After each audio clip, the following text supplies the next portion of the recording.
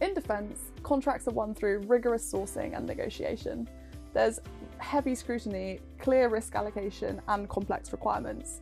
But what we've seen is that in reality, value often peaks at signature. And from that point onwards, complexity and change and variations begin to erode that value.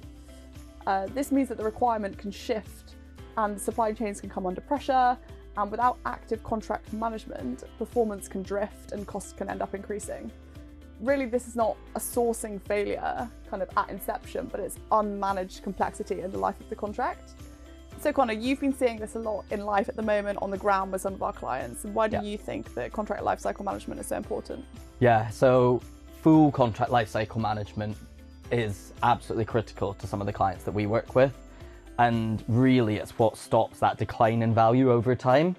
And for me, I kind of see that as it can't be a commercial nice to have. It has to be a kind of key control system to make sure that value for money is maintained throughout the life of the contract. And Deakin, as commercial experts, we work hand in hand with the program teams that we're with on the ground to help protect kind of their operational outcomes through that active commercial assurance. And really in the defence and public sector, that is really important to safeguard public value, to sustain suppliers in high risk environments where change can be volatile and have a major impact, and also where a lot of the kind of contracts and commercial setups we're working with should be kind of long-term partnerships. So it's so important that we get this right.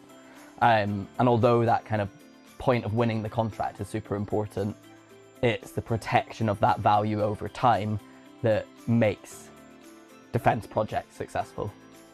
I think as well, if you apply the whole life cost principle from the Green Book of at the sourcing stage, like forecasting out what all of those potential costs could look like over a long period of time. And then when you come to contract lifecycle management, you've got that visibility there. And then any change or requirement changes that happen within the life cycle, you've got an awareness of what's to come, and you know what you're navigating. It's so important when we build the contract that we have the commercial levers that are realistic and usable, so that when we're in life, we have those tools. And it's not about having things that you can hit a supplier over the head with. It's about building a contract that's fair and apportionate in terms of risk, so that you've got that long-term commercial handshake.